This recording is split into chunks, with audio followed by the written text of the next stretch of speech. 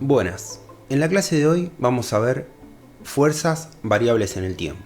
Hasta ahora veníamos estudiando o bien instantáneamente qué ocurría cuando se aplicaba una fuerza, es decir, qué aceleración tenía mi sistema bajo estudio cuando instantáneamente se le aplicaba una fuerza, o qué pasaba cuando esa fuerza permanecía constante en el tiempo. Veamos qué pasa con la segunda ley de Newton, por ejemplo, para la dirección X, si tenemos una sumatoria de fuerzas que es constante en el tiempo.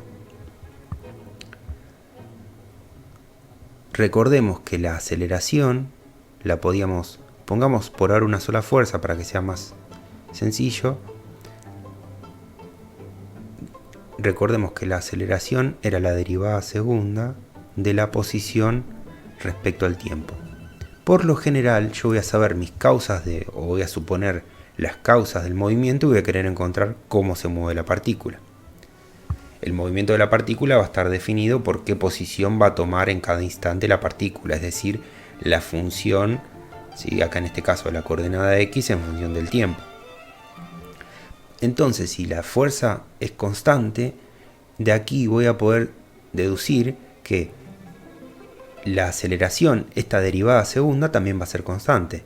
Entonces, para encontrar esa posición en función del tiempo, tengo que pensar en una función que derivada dos veces me dé constante.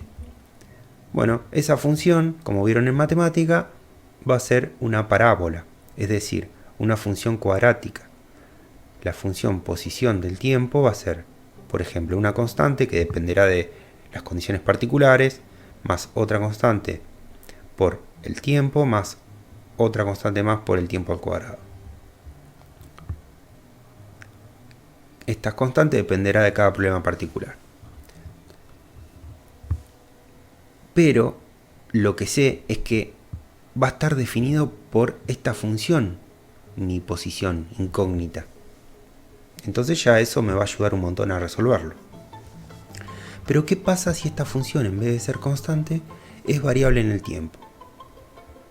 Bueno, lo que pasa es que voy a tener que buscar, esta ya no va a ser una cuadrática, y voy a tener que buscar qué función posición va a derivada dos veces respecto al tiempo, va a ser multiplicada por la masa, va a ser igual a la función f de t. Si lo escribimos, vamos a tener una función del tiempo igual a la masa por la derivada segunda de mi función que desconozco respecto al tiempo dos veces. Pero ahora no nos vamos a meter en esto.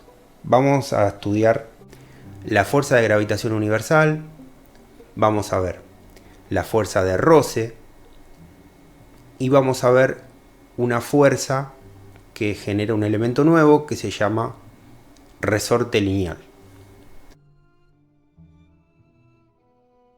La fuerza de gravitación surge de la ley universal de la gravedad. Esta ley tiene una implicancia muy importante en lo que respecta al movimiento de todos los cuerpos, incluidos los cuerpos celestes, es decir, los planetas, las estrellas, etc. Y esta ley establece que todo atrae a todo lo demás. La fuerza que está tirando de la Luna para que gire alrededor de la Tierra, por ejemplo, es de la misma naturaleza que la fuerza que hace que una manzana caiga al suelo. Sí, así como lo escuchan. Fue realmente un gran descubrimiento. Antes se sabía que los cuerpos, porque se observaban a diario, que los cuerpos caían, o sea que había algo que los estaba atrayendo a la Tierra. Pero lo asombroso de esto es poder relacionarlo con las fuerzas que se generan entre sí los planetas, por ejemplo. La fuerza de atracción es proporcional al producto de las masas entre los cuerpos que interaccionan y inversamente proporcional a la distancia que los separa. Entonces, pero para encontrar esto, Newton se valió de la información que fue anotando rigurosamente Kepler. Vamos a ver numéricamente cómo es esta dependencia entre la fuerza y estos otros parámetros. Encontró que la fuerza de atracción entre dos cuerpos es una constante G que vale 6,6 por 10 a la menos 11, multiplicado las dos masas entre las cuales se produce la interacción, dividido la distancia al cuadrado que separa las dos masas. Esta es la magnitud de la fuerza de interacción. Si tengo dos cuerpos de masa m1 y de masa m2, voy a tener una fuerza que m1 le va a hacer a m2 y a su vez m2 le va a hacer a m1, que es igual a, en su magnitud, a g por la masa m1 por la masa m2 dividido la distancia que los separa al cuadrado. En forma vectorial, esto sería el vector fuerza, por ejemplo, que 1 hace sobre 2, es igual a menos, esto porque marca simplemente el sentido, ¿sí? Menos la masa m1 por la masa m2 dividido la distancia al cuadrado por el versor que une 1 con 2. Esto es simplemente una convención. Aquí yo estoy diciendo que mi versor va a ir en este sentido, así igual como usábamos el versor X. Bueno, ahora usamos un versor R. Puede coincidir o no con X, de acuerdo a lo que yo tome. Pero lo importante acá es esta relación y saber que la fuerza va siempre a unir imaginariamente los dos cuerpos, la dirección de la fuerza, ¿sí? Y la magnitud va a estar dada por esta cuenta. Entonces, veamos qué pasa cuando, por ejemplo, tengo una masa de 10 kilos y una masa de 2 kilos separadas por 5 metros.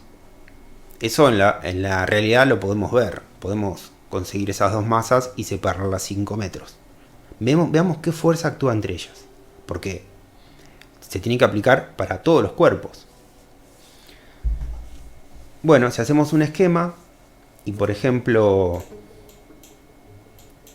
si hacemos un esquema, ¿sí? Y ponemos M2 y M1, por ejemplo, si quiero ver la fuerza que M2 hace sobre M1, ubico un versor R, que podría ser X también, eso es un nombre que le ponemos, y hago la operación. Yo sé que la fuerza que M2 haga sobre M1 va a tener esta dirección, lo que se ve acá como M21. Entonces, y su magnitud va a ser la masa de 10 kilos por la masa de 2 kilos dividido los 5 metros que los separa al cuadrado. Multiplico eso por la constante universal de la gravitación y esta fuerza, que F21, que 2 hace sobre 1, nos va a dar, fíjense, 5 por 10 a la menos 11 newton. Obviamente es una fuerza muy reducida. Y si M2 le hace una fuerza de gravitación a M1, M1 también le hace una fuerza de gravitación a M2. Pero nosotros en la realidad no vamos a ver el resultado, porque va a acelerar la aceleración que surja de esta fuerza, como es tan reducida, va a ser nula, ¿sí? Muy cercana a 0, 0. Vamos a ver qué pasa, cómo se aplica esta ley de gravitación universal cuando tenemos una persona, ¿sí? y la Tierra, el planeta Tierra. La ley esta dice que va a haber una fuerza entre ambos cuerpos, ¿sí? La persona tendrá una masa de, por ejemplo, 80 kilos y la Tierra va a tener una masa de 5,9 aproximadamente por 10 a la 24 kilos. Mucho más pesada, obviamente. Y el radio de la Tierra va a ser de 3.071 kilómetros, que son 3.370.000 metros. Entonces, imaginemos dos partículas para que no sea más sencillo. Tenemos a la persona, una partícula, y a la Tierra. ¿Y dónde vamos a imaginar la Tierra representada por una partícula? Bueno, en la superficie les parece que sería representativo si elijo un punto. No, el punto que va a representar a la Tierra va a ser en el centro.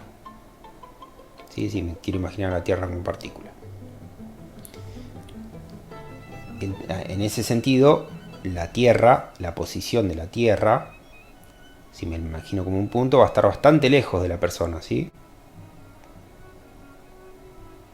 ¿Qué distancia va a estar? Y aproximadamente el radio que tiene la Tierra.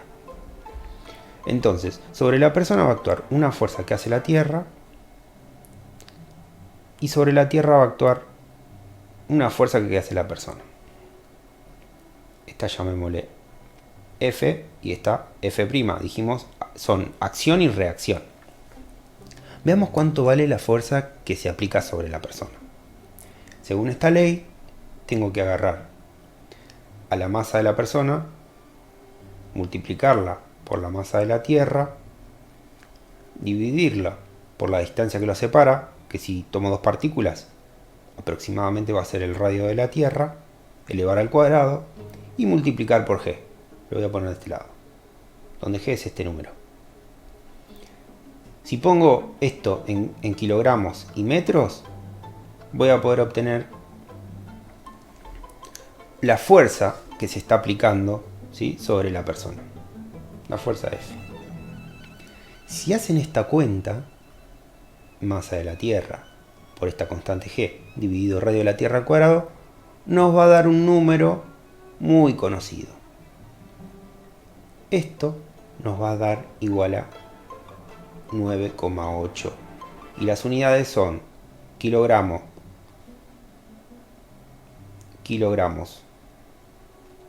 por las unidades de G son newton metros cuadrados dividido kilogramo cuadrado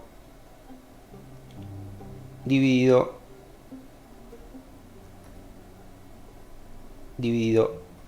RT al cuadrado, que es metros al cuadrado. Entonces vamos a tener, ¿qué unidad queda acá?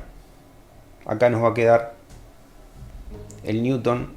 La unidad newton se refiere a kilogramos por metro sobre segundo al cuadrado. Entonces si meto acá esto, me va a quedar 9,8, obviamente, metros sobre segundo al cuadrado. Entonces, este es el origen de la aceleración de la gravedad. Esta es la naturaleza, ¿sí?, de esa magnitud. Imaginemos que ahora voy a tener en cuenta más de dos cuerpos. ¿Qué va a pasar?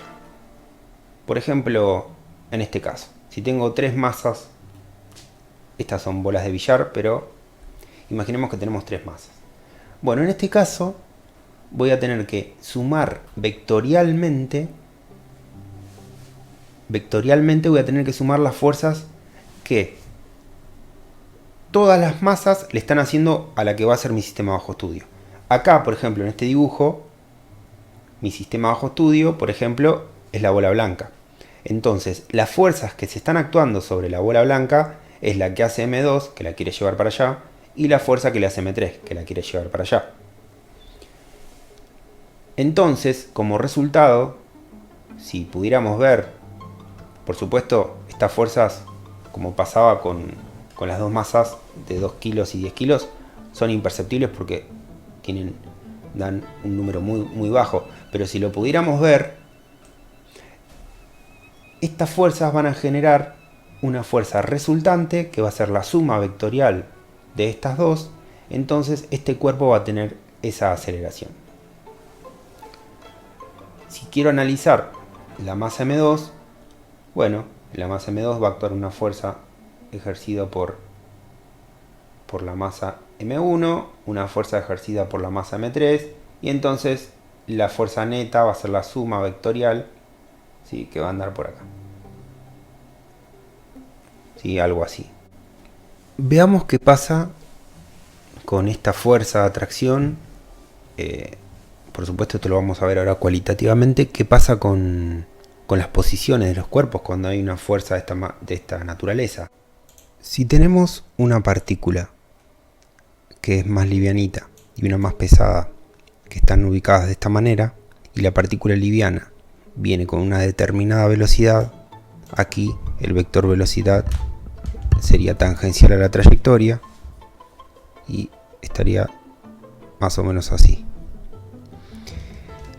A medida que pasa el tiempo, si trae una velocidad, va a seguir moviéndose, y la fuerza de interacción, como depende inversamente del cuadrado de la distancia, cuando la distancia se achique, esa fuerza va a aumentar, ¿sí? Pudiéndose producir esto, que la masa grande le haga una fuerza de atracción en este punto, principalmente en toda esta zona, ¿sí?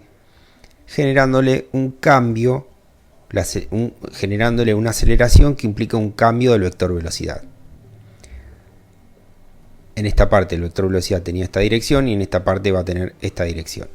Y a medida que transcurre el tiempo, vamos a poder ver que la fuerza ya cuando se aleje ya va a dejar de tener intensidad, entonces la partícula va a seguir moviéndose a velocidad constante como lo estipula la primera ley de Newton. Estas partículas también pueden colisionar, dependiendo la masa que tengan y la velocidad inicial que tenga la partícula más pequeña, también pueden colisionar.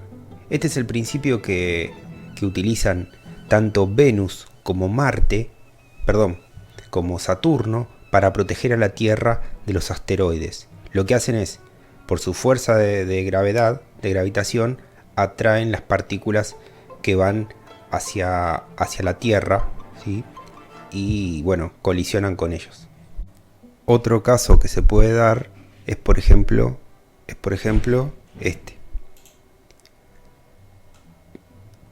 En todo momento, la partícula chiquita, la más liviana, está siendo como sujetada de alguna manera por la fuerza de interacción que le hace la partícula pesada. Imaginemos que puede haber como una soga ahí. También está esta posibilidad. Esto sería lo más representativo de lo que pasa con los planetas. Bueno, y también hay otro tipo de combinación que puede ocurrir, ¿sí? Eso teniendo en cuenta dos cuerpos. Y esto viendo qué pasa en el tiempo, ¿sí? Por ejemplo, en este momento, bueno, la fuerza de atracción entre estos cuerpos está acá, para allá y para allá. Pero si yo sigo avanzando en el tiempo, ahí la fuerza está apuntando en otro sentido, tiene otra magnitud porque cambia la distancia, etc. Bueno, es un problema más complejo. También está esta posibilidad, ¿sí? Que no gire ninguno, si tienen masa igual o parecida, ninguno gira alrededor de ninguno. Esto lo puedo imaginar como si hubiese algo que un elástico que una las dos partículas, solo que aquí, cuando se alejen, la fuerza que se hagan entre sí va a disminuir y cuando se acerquen, la fuerza va a aumentar. Este movimiento se puede ver durante la creación de dos estrellas gemelas, como se ve en esta figura. Pero el problema cambia radicalmente cuando se agrega un tercer cuerpo. Imaginemos que cada cuerpo de estos tiene una velocidad. Va a haber una fuerza de atracción entre este y este. Va a haber una fuerza de atracción entre este y este. Y a su vez una fuerza de atracción entre los que están en los extremos. Imaginemos que cada uno de estos ya trae una velocidad en esta foto. ¿Qué pasa con esas fuerzas y el movimiento que van a hacer? Bueno, este problema tuvo muchos siglos sin resolución. Cuando ni bien surgió esta ley de gravitación, se planteó este problema. Y por mucho tiempo existió un premio de mucho dinero para aquel que resuelva matemáticamente cómo se van a mover en el tiempo cada uno de esos tres cuerpos, ¿sí? Conociendo por supuesto los parámetros iniciales. Bueno, lo cierto es que no tuvo resolución ese problema, por lo menos hasta ahora, y han encontrado que el comportamiento que ocurre se puede describir en varias posibilidades como caótico, ¿sí? Algo así. Acá hay algunas pruebas. Esto es en el espacio tridimensionalmente, no tiene resolución, salvo condiciones muy básicas con determinada velocidad inicial y con masas iguales, donde se puede ver se puede estipular un movimiento de este tipo o este. Bueno, y ya cuando hay muchas partículas, en fin. La fuerza de roce es la fuerza que se opone al deslizamiento entre dos superficies. Por ejemplo, si tenemos un bloque sobre el piso y hacemos un zoom, vamos a ver que en realidad todas las superficies tienen irregularidades. Y estas son lo que genera la fuerza de roce. ¿Sí? Por las irregularidades, el piso se va a oponer al desplazamiento del bloque. Hagamos un diagrama de fuerzas sobre ese bloque que estamos empujando con una tensión T. Vamos a tener el peso, la normal, que es la componente perpendicular del contacto con el piso, y la componente paralela es la que ahora vamos a estudiar, es la fuerza de roce o fuerza de fricción. La fuerza de contacto va a ser la resultante entre la normal y la fuerza de fricción. Si hacemos sumatoria de fuerzas, la segunda ley de Newton, para el eje X vamos a tener la tensión menos la fuerza de roce igual a la masa por la aceleración que tenga el bloque. Esto en términos generales. En el eje Y va a ser la normal menos el peso, y si no hay aceleración en el eje Y, entonces van a ser igual a 0. Veamos qué pasa en este diagrama si graficamos la fuerza de roce que va a aparecer en función de la tensión que voy aplicando sobre el bloque, es decir, en función de la magnitud que voy aplicando de esa tensión. El primer caso es cuando no estoy aplicando ninguna tensión, es decir, que esa tensión es 0. Como dijimos que la ecuación quedaba T menos Fr igual a 0, si no hay tensión, Fr también va a ser nula. Entonces, para 0 tensión aplicada, 0 valor de fuerza de roce. Y el bloque, porque el bloque por supuesto no se está acelerando. Ahora, si hacemos una fuerza débil sobre el bloque, una fuerza pequeña, ya la fuerza de roce no puede seguir valiendo 0. Porque si T menos fuerza de roce y observamos que el bloque no se acelera, quiere decir que la fuerza de roce está equilibrando la tensión. Entonces, la fuerza de roce va a ser en ese momento igual a la tensión. Si seguimos incrementando la fuerza aplicada, en cada momento va siendo igual a la tensión aplicada.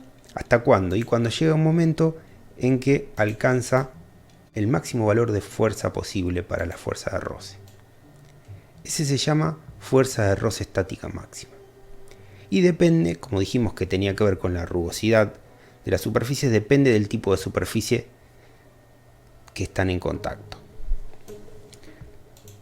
Esa fuerza de roce estática máxima se calcula como el coeficiente de roce estático multiplicado a la fuerza normal.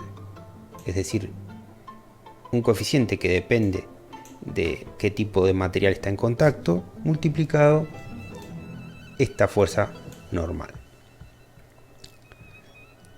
Una vez que llego a ese punto, es el punto que se llama movimiento inminente, ¿sí? Porque todavía sigue en reposo el cuerpo, todo este tramo, esta parte está siempre en reposo, pero si yo aplico una fuerza levemente mayor a esta que estoy aplicando acá, va a pasar a moverse el cuerpo, comienza a acelerarse.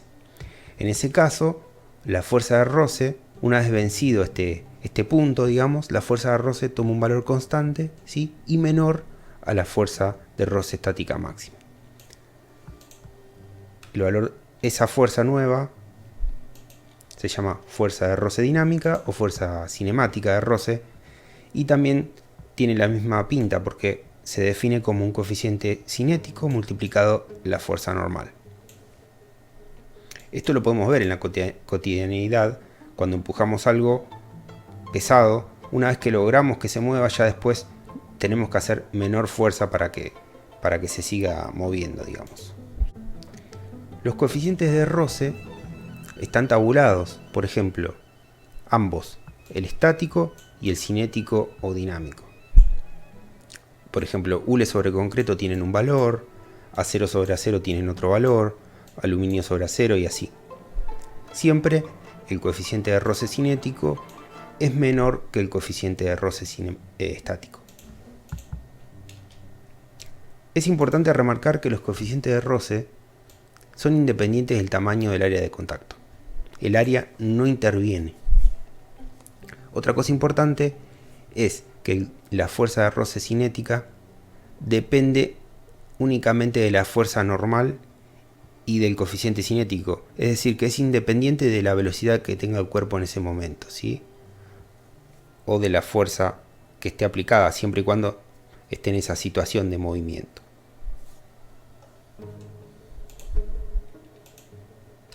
Tenemos una situación interesante, por ejemplo, que se puede dar, que dice que tengo 3 tablas apretadas con una prensa, de esta manera. Me da el peso de la tabla del medio y me pregunta qué fuerza tendré que hacer para que no deslice esta madera del medio, y me da los coeficientes de roce entre las tablas. Aquí. Bueno, en la práctica verán cómo se podría resolver. Un resorte es un elemento que trata de volver siempre a su posición original, pero se puede elongar y comprimir. En este ejemplo tenemos un resorte unido a una pared y en otro extremo unido a un carrito de masa M. Cuando yo este carrito lo lleve de acuerdo a mi eje coordenado que está dibujado acá, X positivo, el resorte le va a hacer una fuerza en sentido X negativo. Y si al carrito lo muevo para X negativo, el resorte le va a hacer una fuerza empujándolo, tratando de que vuelva al X positivo. El resorte que vamos a ver obedece a la ley de Hooke. Esto quiere decir que la fuerza que haga va a ser proporcional a cuánto se comprime o se elonga el resorte. Entonces quedaría, si tomamos el eje coordenado respecto a su punto de equilibrio, quedaría como F sub K igual a menos K por X, donde K es la constante de rigidez, que nos va a decir qué tan rígido es el resorte, y X sería la coordenada en donde está ubicada la masa. El menos es porque si está en X positivo la fuerza apunta en sentido negativo, y si está en X negativo la fuerza apunta en sentido positivo. Si acá no tenemos roce y dejamos la masa en una posición cualquiera, por ejemplo acá, solamente va a estar aplicada la fuerza del resorte. Entonces, si ponemos la segunda ley de Newton, nos va a quedar que la suma de fuerzas en X, es decir, menos K por X, va a ser igual a la masa por la aceleración en X, que era la derivada segunda de la posición respecto del tiempo. Entonces, más adelante vamos a ver cómo resolver esta ecuación. Pero ahora, ya que estamos, podemos aprovechar a ver qué pasaría con la masa. Si la dejo acá, el resorte está elongado, entonces, y la suelto, el resorte va a querer llevarla a la posición de equilibrio, imprimiéndole una fuerza en todo este tramo, y como si le imprime una fuerza, le va a imprimir una aceleración, con lo cual va a llegar al punto de equilibrio con una dada velocidad. Como tiene una velocidad, la masa va a querer seguir de largo y el resorte se le va a empezar a oponer poco a poco hasta detenerla. Una vez que la va a detener, la va a comenzar a empujar en el sentido X positivo de nuevo hasta la posición de equilibrio y va a repetir de nuevo el proceso. Pero por ahora lo que nos va a importar es la expresión que dijimos de que la fuerza que haga el resorte es proporcional a cuánto se elonga o se comprime este. De esta manera vimos la fuerza de gravitación universal, la fuerza de roce y la fuerza que hace un resorte. Cada una a su manera es una fuerza variable.